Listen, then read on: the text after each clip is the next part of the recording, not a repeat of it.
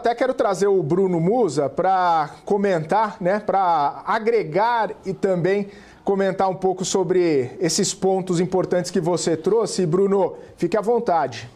Bom, vamos lá, Daúde, bom dia. Primeiro, eu concordo com você totalmente e eu fiz esse teste. Eu perguntei para as senhoras, para as donas de casas, para quem trabalha na minha casa, na do outro, né, nas escolas do meu filho, dos meus filhos. Eu fui perguntando, fazendo esse tipo de pesquisa na rua e realmente ninguém sentiu essa queda dos preços. Então você falou dessa economia, eu até gostei, dessa inflação invisível, né?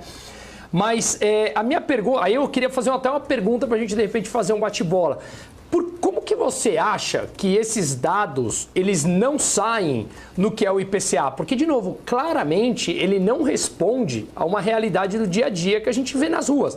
Tem um estudo, eu estou tentando lembrar o nome do economista nos Estados Unidos, um vídeo muito legal, que ele mostra que o CPI americano, ou seja, a inflação, como se fosse o IPCA brasileiro, ele está mais ou menos entre 2 a 8% abaixo do que é a economia real lá na rua.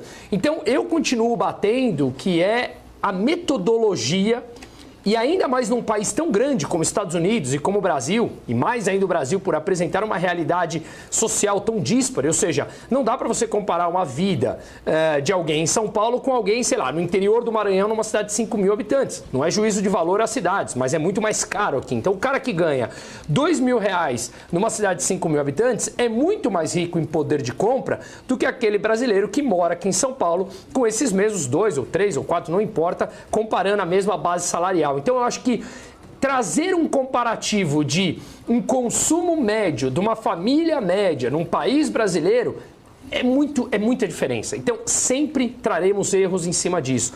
Você concorda com isso ou não? E aonde estão então esses reflexos desse número invisível que você falou? Que eu gostei muito desse termo, vou me apropriar dele sempre fazendo os devidos créditos. Imagina.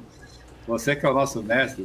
Bom, eu concordo com o que você está dizendo, né? Inclusive tem um ditado que diz assim: eu prefiro ser pobre nos Estados Unidos do que rico no Brasil. E você tem parâmetros diferentes de comparação, né? Você tem, o que você colocou é exatamente isso. Você pega alguém que tem uma renda razoável, para ele não tem muita diferença o que está acontecendo. Então, os indicadores, hoje, você não tem ali o retrato da realidade que nós vivemos, né? Você não tem ali. Agora, como fazer isso? Eu acho que aí tem que ter, na gestão dessas expectativas, esses esclarecimentos. Eu só, Bruno, também aí, eu queria também te fazer uma pergunta, porque você é uma pessoa que está muito bem informada sobre isso. Por que todo mundo saiu correndo para dizer que o Banco Central tinha que aumentar a taxa de juros? Tanto que o Boletim Focus de segunda-feira já mostrou isso. Eu não entendi por isso.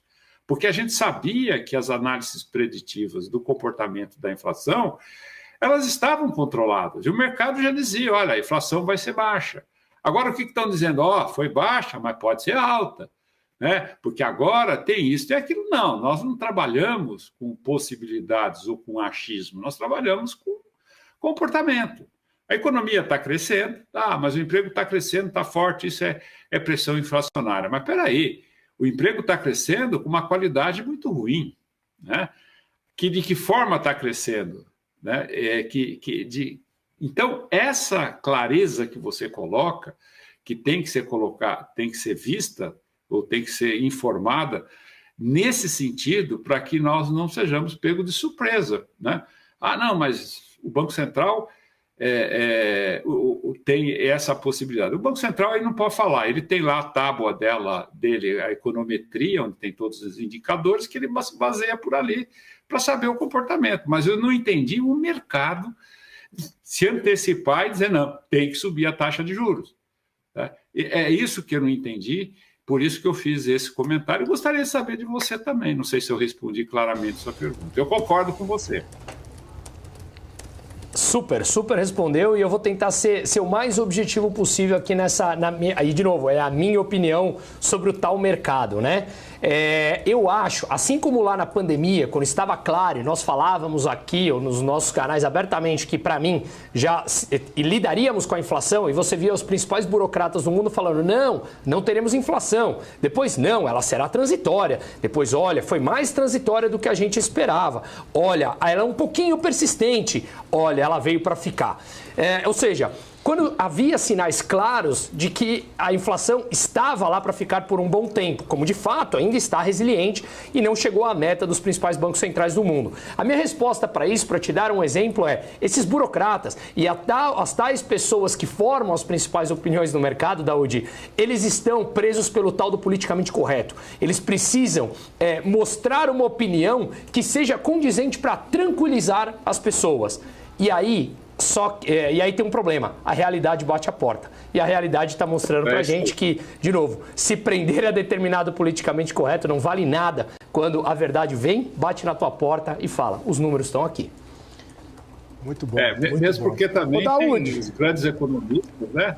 Só rapidinho, tem os grandes economistas que são funcionários de banco, são chefes de carteiras, e eles não podem também claro, tocar fogo no circo. Então, tenha cuidado. Aí, isso tudo, Felipe, justifica o que está acontecendo com relação à taxa de juros.